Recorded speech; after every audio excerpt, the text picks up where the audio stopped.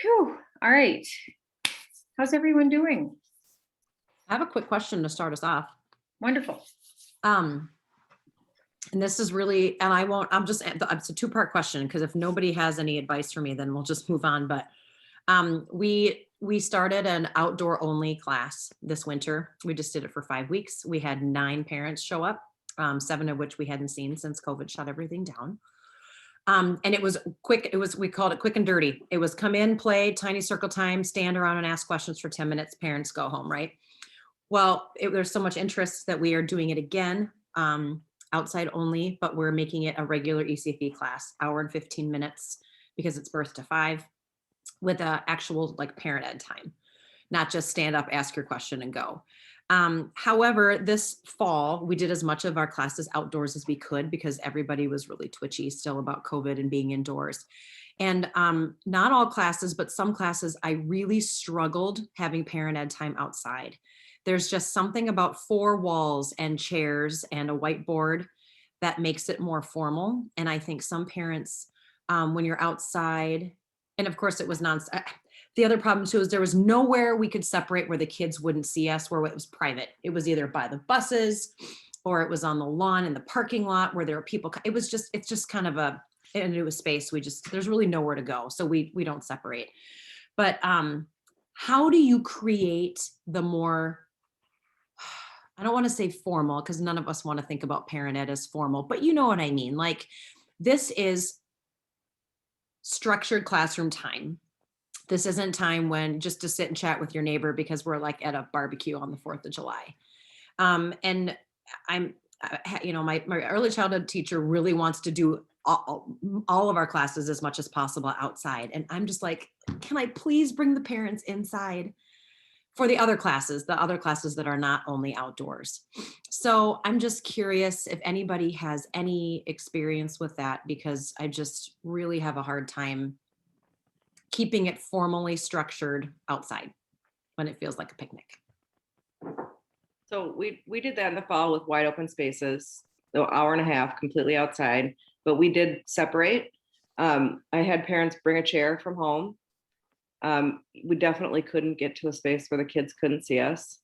And so there was not a lot, but there was a good amount of like, they would show up and then run back to the group. And we just kind of accepted it because there was nowhere to go.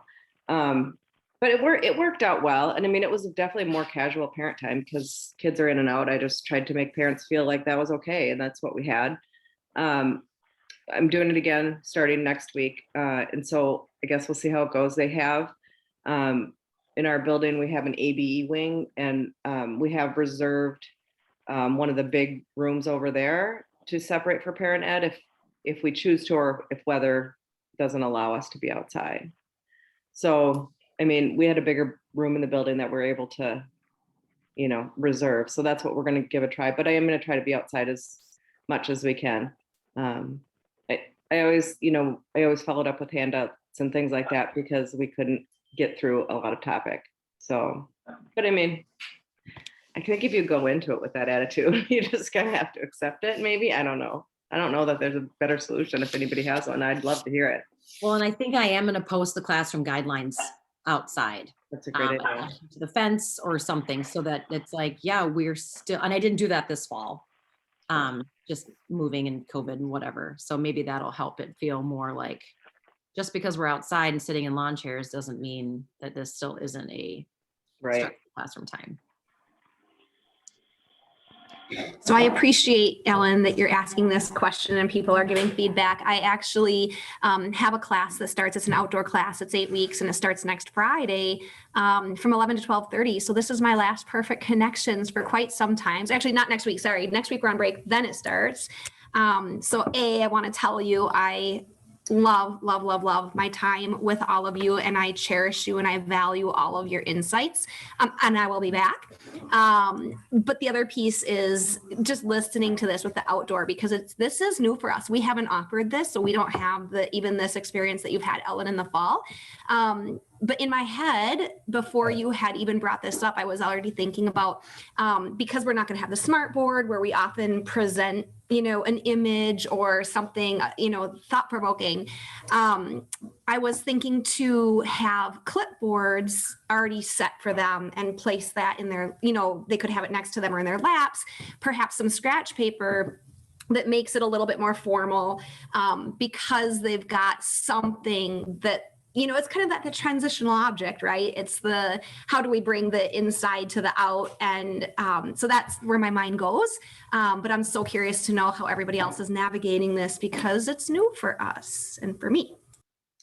Nikki, that's such a great idea because handing out, it was always gale force winds. And I'm trying to hand out paperwork and it's flying and, but I really like that. Just putting it there and having it ready for them. Thank you. That really helps a lot. So Yay. I will add too that in an attempt to just use the materials that we already had, our program has all of these like 3-ring binders that they're sitting and they're not being used and they're old and they're from a company that just gave them to us to use in whatever way possible. And so I've cut them apart. So I've got the front and the back as 2 different things. And I put a clip over the top, just like an office clip. So I made the clipboards out of that. You thrifty thing. I love that. That's awesome. We're also going to have our April session outdoors too. So this is great information. Thank you. Ellen, I was going to ask if there were particular issues that bubbled up when you were outside that made it more of a challenge. Like, did you have more side conversations, or I was just curious. Yeah, that's a great question, Lorraine. So, really, sometimes you always get the parents who they're just really not interested in what you have to say and they're just going to strike up a conversation. It was definitely, our space is huge. We have a wonderful outdoor classroom that's fenced in. But I found that parents tended to be more distracted because there are places where they can't see their kids. Or the kids are behind them. And so I moved us to a corner so that at least there were 2 places they couldn't see, but now we have a shed there. So now that's not going to work anymore. But parents would often be looking, is my kid in that boat? Are they in the structure? Oh, they're behind the tree. They're behind that cabinet. There are lots of places for kids to disappear. They're not unsafe. It's just, how sometimes parents need to watch every second. So I found that to be a little troublesome. Simply because they were just looking for their child. Whereas in a classroom, you turn around and they're right there. And then a couple side conversations. And also just in general, my multi-age classes, when we separate, we sometimes have really rich, deep conversations. And when there's an EA around and the early childhood teacher around, I just really do feel like that sometimes other people around really stunts that conversation. It's not, the toddler ages, when you're non-separating and other staff are in the room, there's not a ton of deep conversation that always happens in those toddler rooms, right? But you get to the meaty stuff when they're in preschool. Those 3, 4, and 5-year-old parent groups, you really get some nice conversation, and it just doesn't happen outside as readily. So it might have also just been that way because it was fall and it was COVID and it was the first time we'd been together for 6 months. I don't know.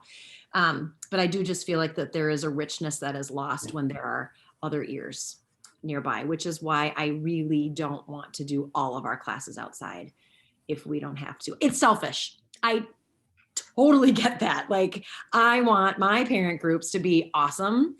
And so having it outside, I think, removed some of that magic. I don't think that's selfish at all, because I have some parents that don't like it outside.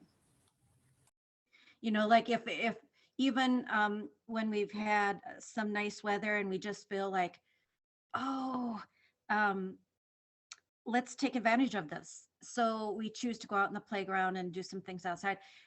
There are some parents that you read and it's just like, oh, can't we just separate and go upstairs and have, So I don't think it is selfishness. I think that some of them value that isolated time in the building in a different room just as much as.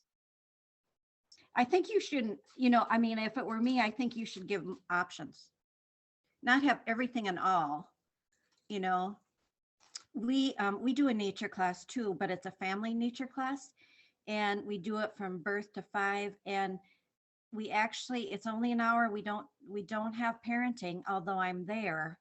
But it's where the whole family comes, no matter if their kids are 8. It's not birth to 5, it's 0 to 8. And we're giving up the parenting component, but I do email them things, and I'm there, to greet them, talk to them. But that's one class where the whole family can come, and they can pay attention to all their children, and they don't have to, focus on different structured time. And we have waiting lists for that class. Because the babies can come on backpacks, and we don't have childcare option, of course, for that one. And there are some families that don't want to use childcare. But you kind of have to weasel in with parenting information, and it's nothing like the separation and time, but it's just one option at a park, a nature park, once a week. And we only offer it in the fall and the spring.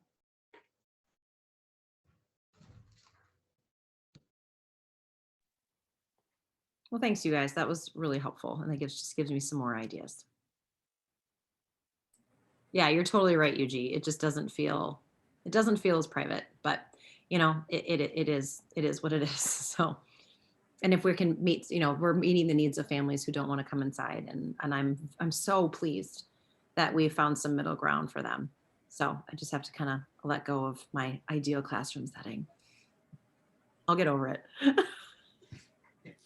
Ellen, I think it's because it's Friday, I'm feeling a little snarky. So I was picturing you with like one of those sandwich boards on, so like that's your whiteboard with your question of the day. Exactly. Exactly, just like that. That's amazing. I should do it. They would get a kick out of that, wouldn't they? You're bringing the inside outside and making it formal. Good for a laugh, if nothing else. And I was just thinking, like, sometimes just name it. Like, this is what I observed when we did this in the fall, and I feel like it wasn't very formal. And what do you think? Maybe the group, if some of the people are returning, maybe they have similar feelings, and you can just kind of name it and talk about it too. But I'm sure you do that. I certainly can. I don't think I did, because I'm always trying to be like, everything's fine, nothing to see here. No, I could definitely do that, but a lot of our classes have had some shift up and changes up. So anyway, awesome. Thanks, friends.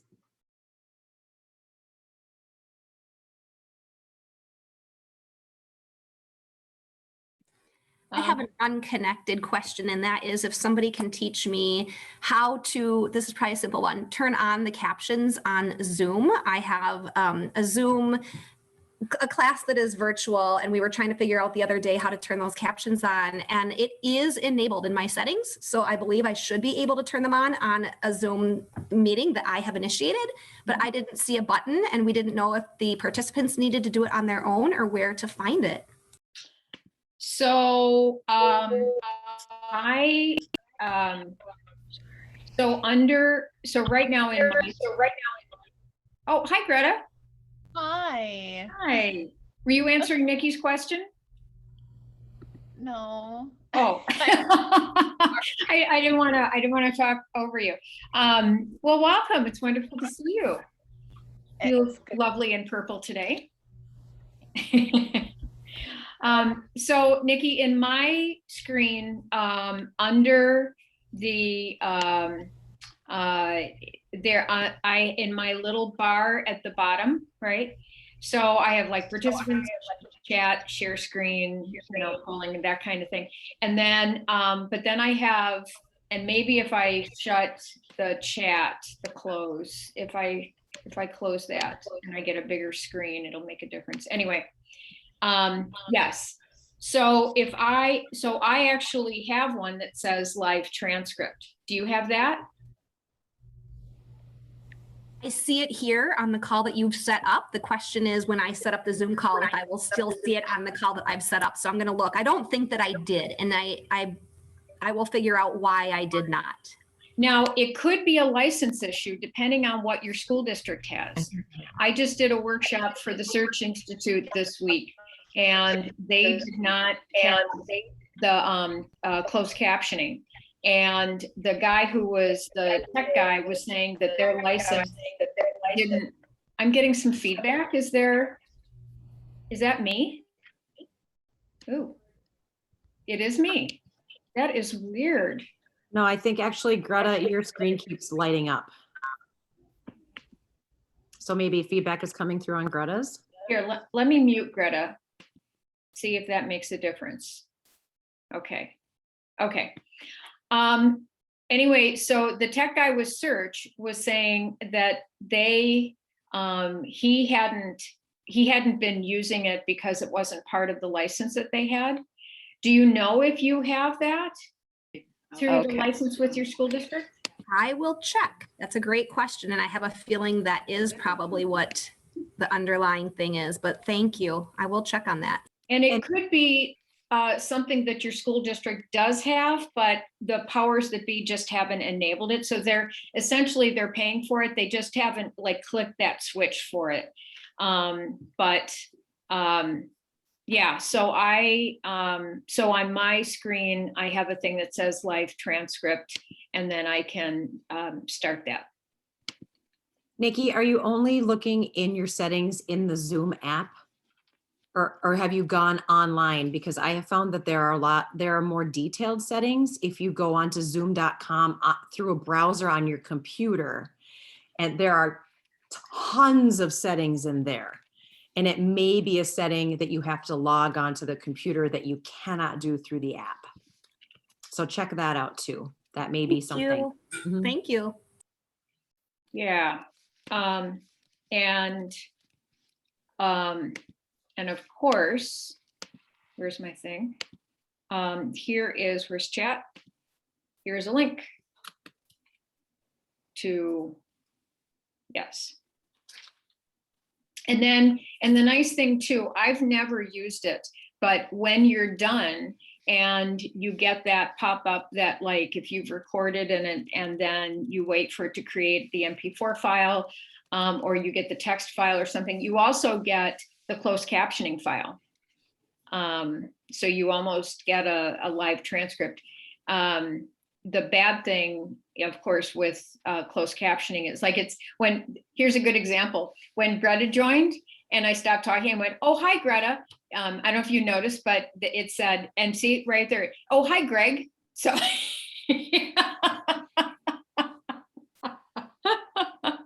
so from here on out, we will warmly welcome Greg Nelson to our meetings. So, hi, Lucy. Hi. Nice to see you. Actually, I have to go because I have a phone call. Bye. Oh, well, I hope you come back. Yeah, I hope Lucy will be back. I was going to, just before we started, she had shared something about, I don't know whether there was a webinar or something, but from the children of incarcerated caregivers. And so I was going to ask her to share that. So,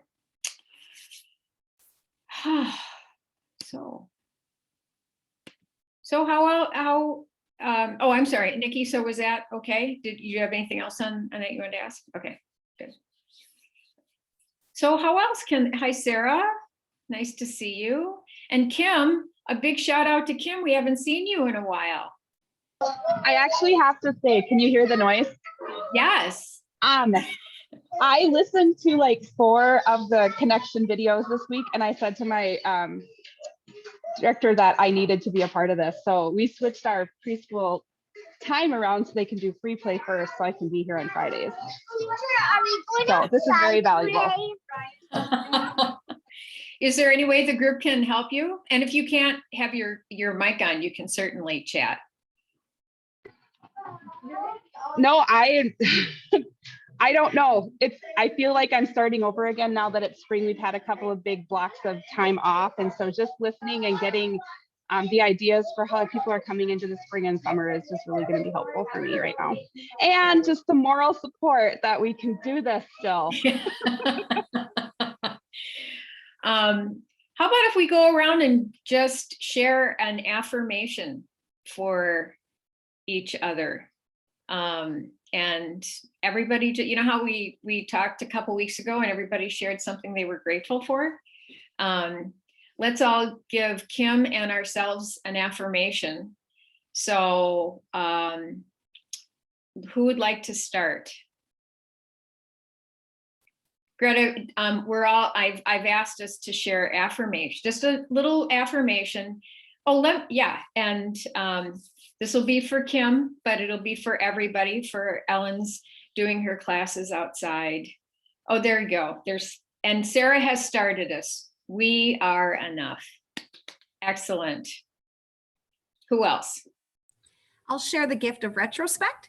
I'm super grateful right now as I was working with Carly, I was going to say a colleague this morning, looking back at all of these things that we've created during the pandemic. And in retrospect, it's phenomenal. Like week after week after week, as we were creating, now we can look back. And so while we've all been stressed and feeling pressure to provide what it was that we didn't totally know what we were doing, I am grateful for the gift of retrospect right now. Fabulous.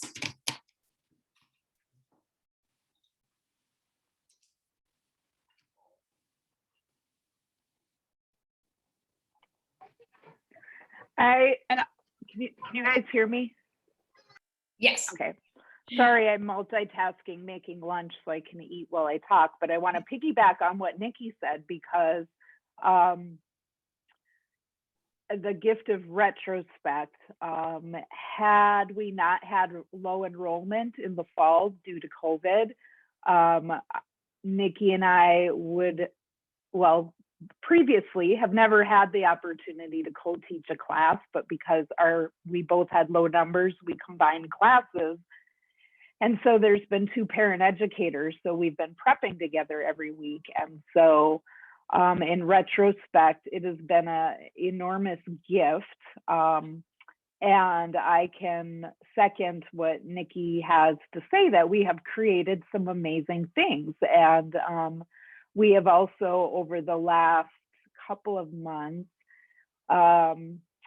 some of our group has gone in person with Nikki on site, and I have remained online with the families who were not comfortable coming back in person.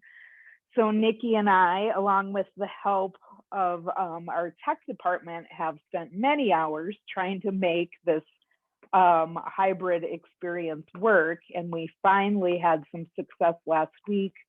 But it has taken much diligence and problem solving on Nikki's part each week, being in that room trying to figure out how to use, let's try this equipment, let's try these microphones, let's do this, let's do that. But so that has all been,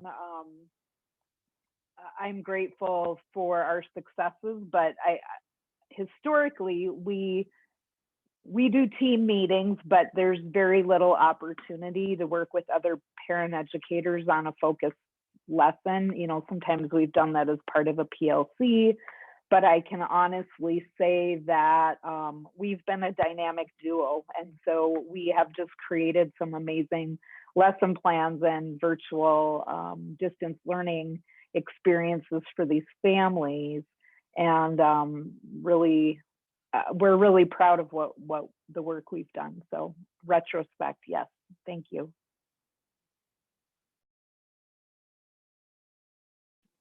Kind of to piggyback on what you just said too, we've been doing our Zoom, we've been all distance all winter, going back in person on Monday. But in our Zoom meetings, that we have the children's teacher and me and stay the whole time. And that's been really a neat experience. And we've done some intentional planning together as well. So that's kind of been a light in all of this too, working together with that person where, you know, once you go to parenting, you're sort of apart, but this way it's been pretty intentional to be together and focus on something that we want families to learn about, you know, from both perspectives.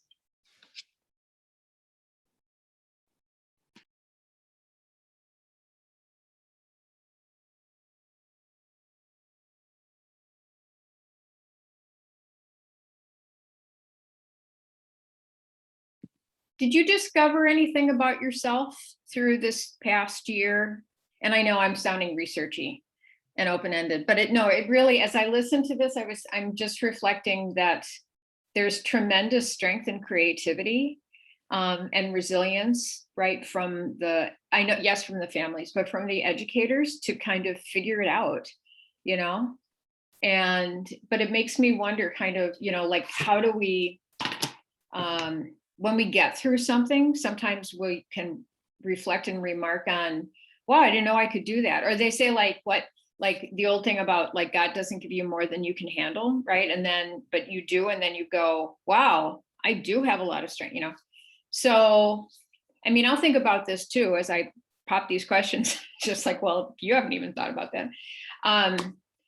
But what are the kinds of strengths that you found this year, or assets or abilities in yourself, or maybe in your colleagues, that maybe occurred because of having to be innovative and having to be there and figure out ways to maintain relationships and continue teaching and be available?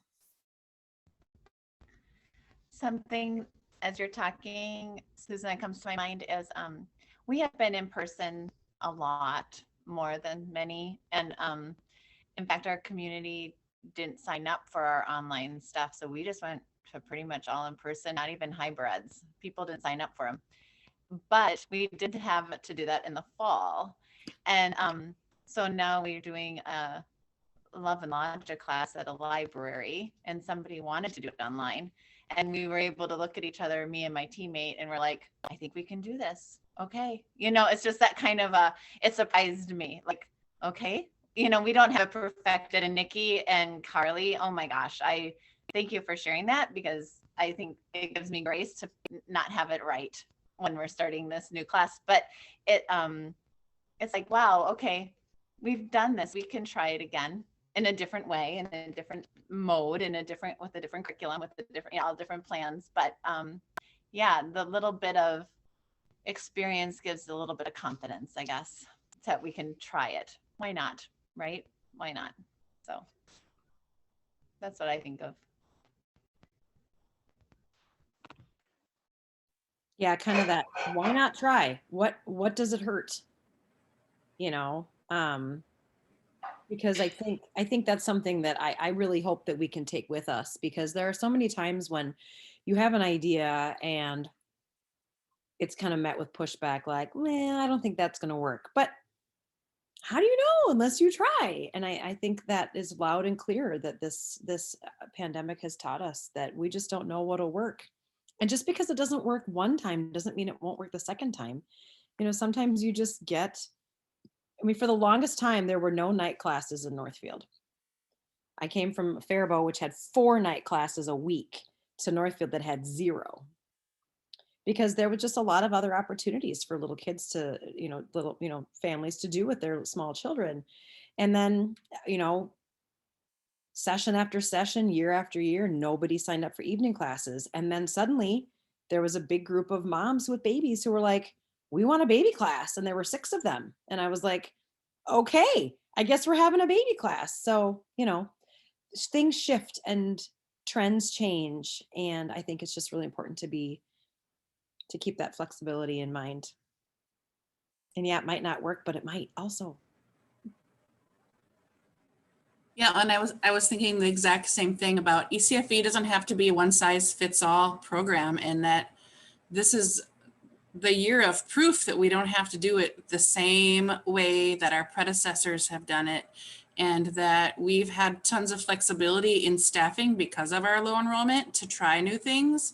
And they've made really wonderful connections. Like, we have a parent educator who has been in touch all year, well, not all year, 9 months, with a pregnant teenager who just had her baby. And like, just these kinds of connections where, and they're not always super consistent. The teen doesn't always reach back, but when she's ready, she does.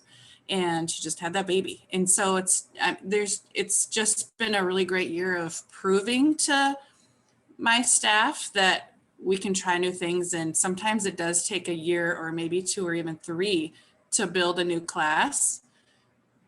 We had that situation with a foster care group that one year we had 2 parents and we just didn't think, or the teacher didn't think, maybe this isn't worth it. Well, to those 2 parents, it's completely worth it. And let's keep going. And now it's a really huge class and super successful. So they're just a unit of people that need each other, and they get together with whether we're there or not. They have gotten together. So yeah, it's just a year to try new things, and it's proven to be, I think, really successful.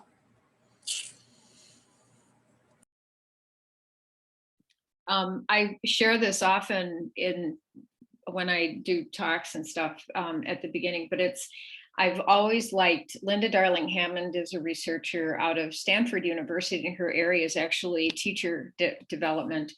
And she has this term called adaptive expertise.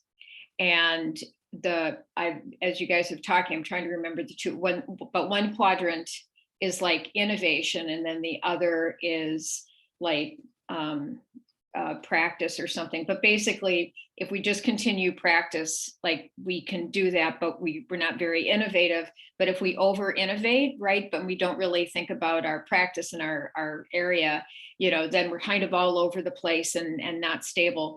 But that sweet spot of being open and flexible and real. And you've also heard me talk about, the artistry of parenting education, right? And which I believe is this idea of adaptive expertise, because it's like my husband and I are watching this series on Picasso, right?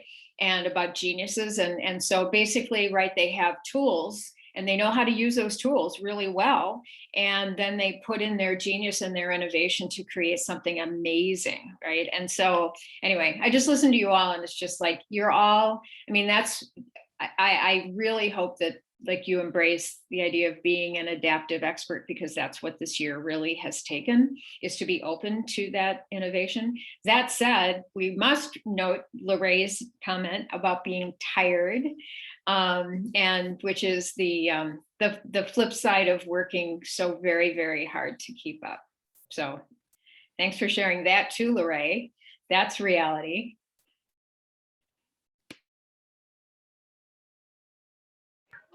So hi everyone. Sorry. Kim, were you saying something, and then we can go to Yuji? No? Okay.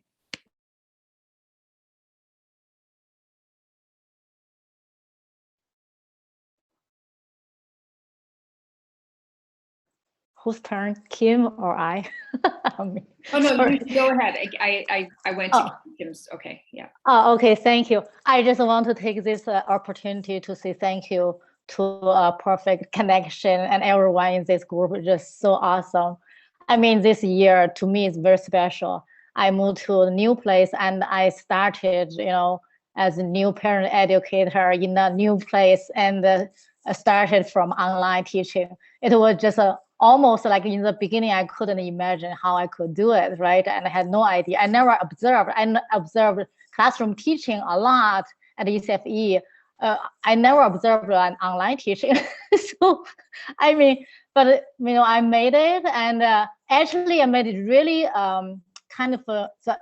just the whole process was so joyful. And each of the student, the parent, and myself, we really enjoyed the time together, and we built very close relationship. And so now, like the first session is completed, and so the community, the district, they want to have it continue, and they want like a year-round program. So now, like I'm facing the challenge. Okay, how can I do in-person classes, and how can I do summer programs? I feel like, so now I feel, this is new challenge for me, and I feel like I started from the opposite of our way, right? So I started from online, and now I'm, trying to transit to in-person class and the summer class, because I feel like summer programs should be different from like semester formal classes. So I'm seeking for ideas for that. Thank you very much. I feel so, I feel like, I feel just with the support of this group, right? I so look forward to this meeting every week. I mean, I feel like I'm just have some kind of strong, like, supporting consultants, right? A group of consultants, a counselor. I feel just like, last week I had the opportunity to talk to Becca, right? So it just is it's so fascinating, every time our topic, and last week we talked about how to make it available to everyone, how to make a family, a parent education available to everyone. It just feels everything just comes exactly in what I'm looking for, I need. I'm so grateful. Thank you so much. Well, you're very welcome, Yuji, and I'll just throw out that if this had been a year ago, right, you wouldn't have had this. So our weekly meetings and sometimes more than weekly meetings was also kind of the necessity, necessity is the mother of invention. So, there was like chaos and decentralization and, like calls in the wind for help just come together. And so, so I'm glad that this group and this platform is here for you. And we're very happy that you could join us.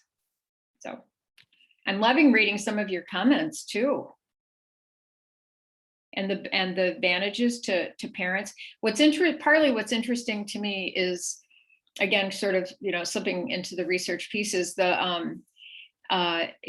is my own interest in parent learning through social interactions, sort of what happens in ECFE. And then there's this parallel world of what happens with parents, like on discussion forums, right? And it's sort of that very, very similar thing of, I have an identity, I have a home, I have people, even though they're maybe in text or they're, but it's a need, it's problem solving. There's a real community. People start to really know each other. They gain a sense of trust, and I'm just thrilled that this component can be a complement to what ECFE does, right? So that it just gives you more tools and more choices, so that as you move forward, I think I'm finding this in higher ed, as we move, there are some people that are going, well, I've enjoyed teaching online, let's just keep it up, and it's just like, well, you've got options now. Whereas before, if your mindset was, I only teach in a classroom, right? Then it's like, well, maybe you go back to the classroom, but you're more comfortable with using the internet for resources and communication, or like we've talked about Remind, right? And SMS services and things like that. So maybe you go back to face-to-face, but you also have one or two technological things that you do, or parents are more comfortable, or because of the trying out that you've done with positioning of cameras and that sort of thing, that mom who had triplets, or the snow day parents that are, stuck at home, they can still participate in your face-to-face session because you've kind of figured out how to get them in the room while everybody else is meeting face-to-face, right? So bravo to you all. I wish, like in technology, they have badges, like you earn badges. Oh, you participated 10 times. Now you get this badge. Like I'm going to come up with like a badge for you all for like thriving through this year of swimming in the deep end of technology experimentation.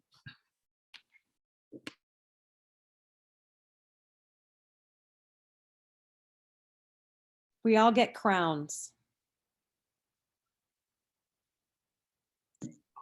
Zoom doesn't let you play with stuff too much. Oh, you added a crown. Oh, let's all do that. So how did you add your crown so we can all down at the bottom, the little carrot next to stop video. Okay. And say choose video filter. Got it. You have to have the most updated version of Zoom, but yeah. We could also be graduates of parenting and teaching parent ed in the pandemic. We graduated. Oh.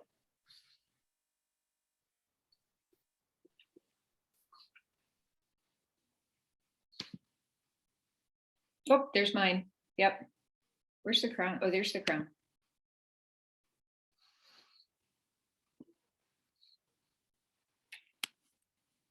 That's cute.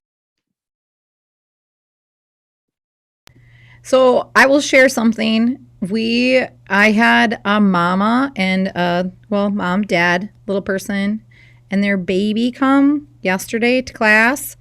The baby was born on Tuesday and came to class on Thursday. I've had that in my newborn class. Because that's like, yeah, it's like how important ECFE is to this family. Yep, baby was born on Saturday and mom was in class on Monday. Yeah. Insane.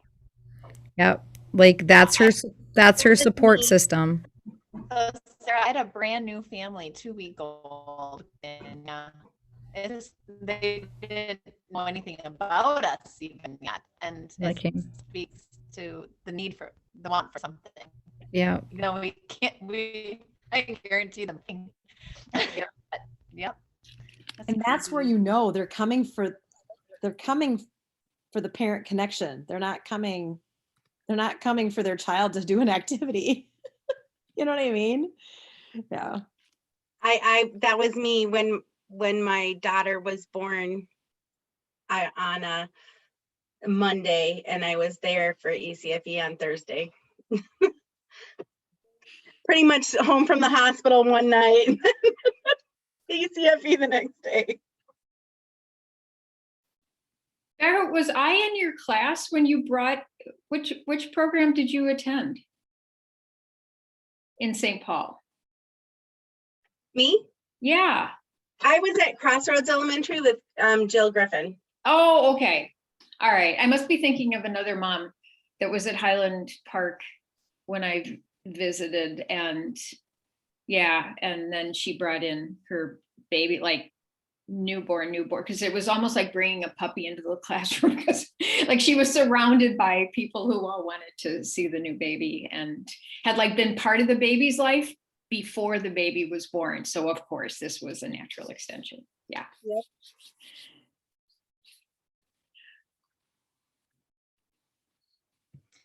Can I just ask a question? I don't mean to turn this into a different direction, but I'm a union rep and I've been meeting with the executive committee, and Mankato at this point in this time is needing to cut 7.5 million from their budget for next year. And I was, and they sent out things about the percents of the different areas that they are going to cut and try to keep it more equal, that it isn't just all teachers and whatever. But I didn't notice anything yet on ECFE. I'm not hearing anything about our program. And I was just wondering if anyone else is aware of what next year will be. You know, our enrollment was down in the district 350 children, which was huge because of leaving public school and going to private and homeschooling and delaying kindergartners because of this COVID year. And the district is very conservative in their planning that some of these families might not come back. And so I know we don't know what the state will contribute yet, or the federal government to the individual districts, but it's some big cuts. It's 33 regular teachers from elementary to middle to secondary. And I haven't gone in and asked the question to some of my union people about, you know, ECFE. And I know our funding is different and I don't understand it. I don't understand our funding at all. So if there's any coordinators on, is there any, are there any rumors out there about what's ahead for us?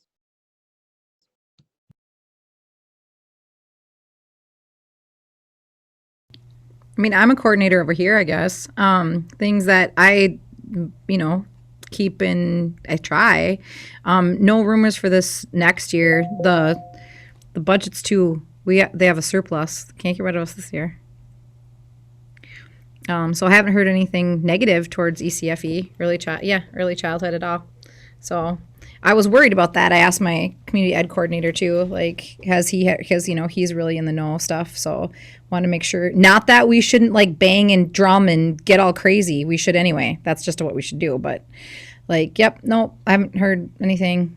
The tricky part was, that we had talked about before, I think in this group, is that they did that like emergency thingamajiggy where they could take your funding from that was the problem right there for a lot of districts. So because that happened and they could take your funding and put it into the general fund. So we're not losing funding. What I heard on the last MDE call with Mike Brown was that, yeah, it looks like they're going to keep the same funding and stuff like that. But like when you're able to take that money and put it in the general fund, that can shut down your program. So that's all I know. Lori, I am in Cambridge ISANI, and we in the last year and then now this coming budget year have cut 7.9 million. And I was talking to our director just yesterday morning, and she said for ECFE, for early childhood programs, she's not being required. She did last year do a few things, but this year she's not worried about that. So I don't know if that's hopeful. I don't know, Thank you. Obviously It what sounded districts good. do with that, what Sarah was referring to, moving dollars, but I don't think a reduction is what she's expecting. Wonderful. So even though we're cutting another 2.5 this year or whatever it is, it's hard. Helpful. Thank you. Mm-hmm. A question that our staff were asking each other today was whether or not there was a sundown date on that emergency declaration by the legislature to be able to use ECFE money in a different way. Was there an ending date on that?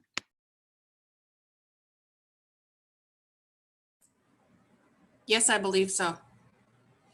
I think that, this school year was it, not beyond. I'm pretty sure. I'm trying to think of where I could find that information. I wondered did I remember correctly that when Sarah was sending out the information about what she was doing in Edina, did she actually quote that legislation? Because I was going to go back and check back through my old emails to see if it was in there. Otherwise, I don't Yes, know. Lucy, you're right. That was mentioned in Sarah's letter.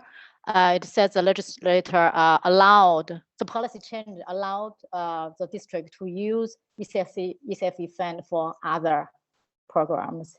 And she also has a link, I think, but I didn't look at the detailed information. And she mentioned that. So that was happened in May. So the policy changed in May.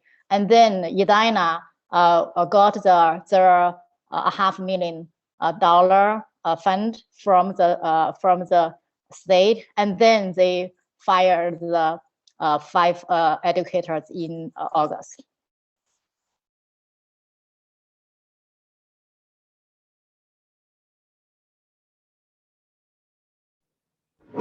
I just found something, and this one says that it's for fiscal years 2020 and 2021 only. A school district, charter school, or cooperative unit may transfer any funds.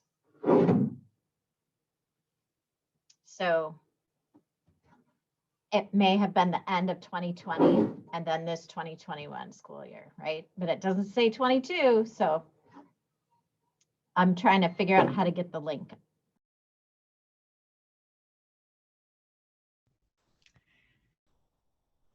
while you're looking at that, Lori, and I don't mean kind of like you, Lori, I don't mean to change the stream of the conversation, but I do have a question. I have a scenario in a classroom where a mom seems to be, has the personality type and influence of that she kind of needs to one up the last statement. We've all run into that before. And then, but it's like extreme, like, oh, but my child doesn't eat at all was one statement. The next week it was, oh, I saw the scenario was somebody heard that a teacher of theirs died. And she said that she observed a teacher die right in front of her in her classroom in 11th grade and just dropped. And then now the next week, her son is doing self-harming. Her 7-year-old is self-harming, and they're going to the psychologist, and now there's all these things that they're happening. And I'm kind of needing some more ideas as to what to do, because sometimes it takes the conversation off topic and we go there and she has the empathy of the group, and I'm not trying to be unempathetic. I'm really trying to stay clear-headed in it, but it's a pattern now. And I've talked through a couple of scenarios, but this last one took the whole class session. I would love to hear what some practices you guys use when things like that occur in discussion, if in the last 3 minutes of our conversation. Thoughts? So does she talk about her older child a lot? Yeah, he was the reference of 2 of the 3 examples that I gave. So I've had that in the past. And if I have that happen twice with the same parent, I will begin. And it took me years to get the balls to do this, you guys. But I would start with the class and just say, in talking with some of you after class, I'm reminded that, yes, like our kindergartner, our 3rd grader can really color our day and affect how we are getting along with our younger children. I said, but not everybody here has older children. And so we really need to keep the focus on the children that you are bringing here to class. And that usually takes care of that issue. I'm sweating when I say it. My heart is racing because I don't like to do that. But if it is veering us so far off the path, I just say, if you have questions about your older children, I am happy to talk with you after class, but the focus needs to be on the child that you have brought here today. And that really helps squash that tendency, because those parents they're only there to air their frustrations about their older child. And I get it. They have nowhere else to do it. But a class with, a room of 3-year-olds is just not the place to do it. So. That's a good idea, because it doesn't address the extremism. No, that I don't know what to do about that. But for sure, it can be used for a filtering of what topics we will approach during the discussion. Thanks, Ellen. I also had a mom who was going through a divorce, and it came up every single week. And I was like, oh my, not again. And so finally I pulled her aside before class and I said, I know your divorce is really hard for you. And I get that, but it just can't come up every week in parent time. I said, and I said, I really want to be able to help you. And the other parents want to be able to help you be a good parent through this divorce, but we can't air out you. It can't be grieve your errances and grieve your errances, air your grievances. And she didn't even realize she was doing it. Yeah. Oh my gosh. Have I been bringing? Yeah, you have. Oh, I'm so sorry. I just feel so good about being here. And I love that. And not here. So it's hard, but you really do. That is your job. Yeah. It is your job to make it comfortable for everyone, even if that means needing to set a boundary for other people. And you could even go farther and look in the community before you talk to her about support groups that focus on divorce. you know, and bring that to the table for her also and say, you know, I realize this is tough and you're hurting, but there might be a better fit for some of those issues. And I found this, da, da, da, and giving her community resources too.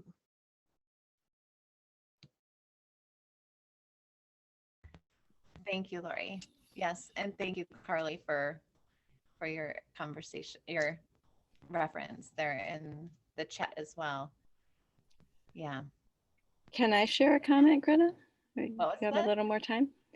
You know, it does happen in our programs as well, in my classes, others. And so one of the supports that we have for each other is, of course, just debriefing together, you know, to, you know, kind of talk about, you know, pool our brains a little bit about how we might support the family. Sometimes the family has been referred into the class, so we're already aware of some of the things that might be coming up, but sometimes it's a surprise.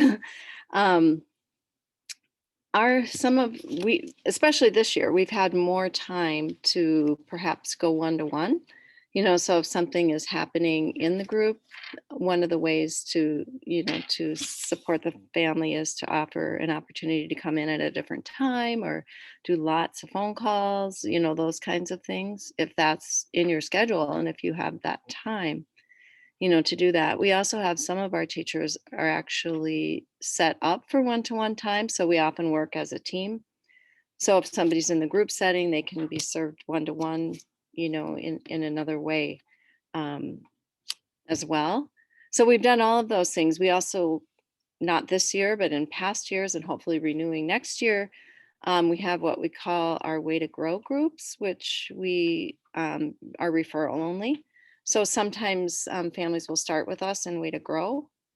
And then when they feel comfortable or when they're ready or want to do something different, fits into their schedule better, you know, just different things can happen, you know, so that learning to be in a group maybe happens before. Yeah, so there's just lots of ways, but some of them are dictated by what you have available as well. Yeah, but I was thinking about that one-to-one over technology, you know, as being another option that we have now and that we're more comfortable with. That's true. That's good, Lucy. And it's even just comforting to hear you guys say, yes, you're working with similar situations. Right? It's just kind of like, okay, that's right. You know, I've been going and trucking along, and then there's this little speed bump, and it's like, oh my gosh, okay, that's right. We're all doing similar things, and it's helpful to be reminded. Yeah. Thank you for taking a moment. Thanks for bringing that up, Greta. Those are like the advanced practice questions that I think sort of novice parenting educators would hear and they would go, I'm not doing this. I can't handle, you know, and it's just like, well, yeah, you can. I mean, but it's not, it's just not easy. It's, you know, it's just not easy. I am aware of time. I am also wanting to give Lucy the floor. As I mentioned, while she had to take her phone call, she had contacted me before to share a resource, to share something that was happening related to children of incarcerated caregivers. And so I'm just really thrilled that Lucy is with us because then she can talk about it. So Lucy, why don't you play us out? Thank you.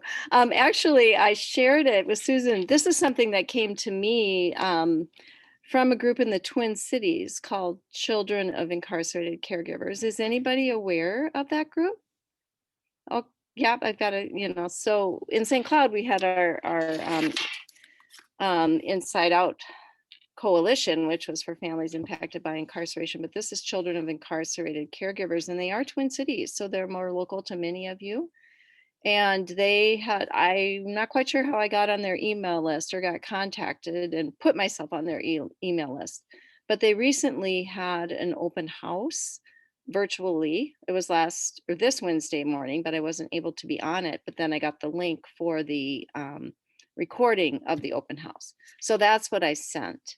And then I also had another link directly to their website one of the resources on their website is something called Life Talks by a woman named Kamila. I don't know how to pronounce her name, but if any of you know her, you might know how to pronounce it, Kamila Howard. And she's talking about the impact of racism and how parents have life talks with their children, particularly around the issues that have happened in the Twin Cities area. So I just wanted to make sure that the resource was out there. I suspect that some of you already know about it, but I just didn't know. So I thought I should pass it on. Thank you. And I went into your message and I copied a couple of the links, the general CICMN.org link, and then the Life Talk. What a wonderful expression. I just got a request that I deferred, not being the person to talk about it, from the Children's Museum, where they're doing a number of things, for parents, and they're doing something about racial identity and raising children. And they already had a couple speakers and asking if I would do it. And again, it's just, your boundaries, right? You know what you can do and what you can't do in terms of if you're the one to speak on that topic and I'm not. And I can teach it, but I have a wonderful friend. I don't know if any of you know Nicole Logan, who is in St. Paul. She is now with St. Paul Public Schools, and she oversees like family outreach and that. But Nicole is amazing. And a couple of years ago, after the Philando Castile shooting, she and I had long conversations, and my conversation with her about racial identity and raising children, she's an African-American woman herself, and raising children in our society, it changed how I taught racial socialization with children in my undergraduate course. So anyway, so I recommended Nicole, and she's doing that. But it's interesting to me now too that I am getting messages from the university, from the president, about the trial, and to prepare for the while the trial is going on and after the trial is over and whatever, people are recognizing the significance of that event. So yeah, I mean, issues around it and the importance of having the conversations with children aren't easy. So again, I thank you all for being in the positions that you are, and oftentimes positions that are not either well understood or even known that you all exist in terms of your support to families. So but man, I cannot imagine more important. Maybe a doctor, maybe a neurologist, I don't know, maybe an oncologist for a cancer patient, but for the general population that are going through everything with COVID and with our crazy society as we have. Thank you all for doing the work that you do, because it's so incredibly beneficial for families that they would be bringing their 2-year-old infants to class like just that immediately. So because they want that continued love and support. Well, thank you, everyone. And yeah, so next week we'll be back. Actually, I'll be back. I'm going to be on the 5th, on the 5th, 6th, 7th, 8th, 9th. On the 9th, yes, I will be back. I'll be here next week and on the 9th, but on the 9th I'll be in Chicago, but that'll be fine. We'll still do this, but always, the link is always open. So if I happen to be later, I'm not here, carry on, right? The Zoom world is here for you. And Nikki, tell us again, when do you start your class? This is your last session with us for a while? Yes, I actually start on April 9th. And so that's that Friday, and it's from 11 to 12:30. So there's the tiny chance I'd be able to get on for probably the last 15 minutes if I was quick, but I have a feeling there's going to be a lot to break down. So yeah. I thank everybody so much, and I will be back when I can get back. Wonderful. Well, you will be in our hearts, even if you're not with us in person, and the video links will be available if you want to just check in and hear people talk. So, well, thank you, everybody. Any final words or questions for the group before we sign off?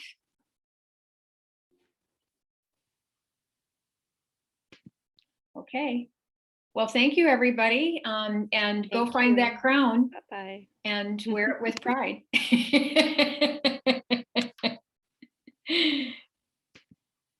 Bye, everybody. Bye.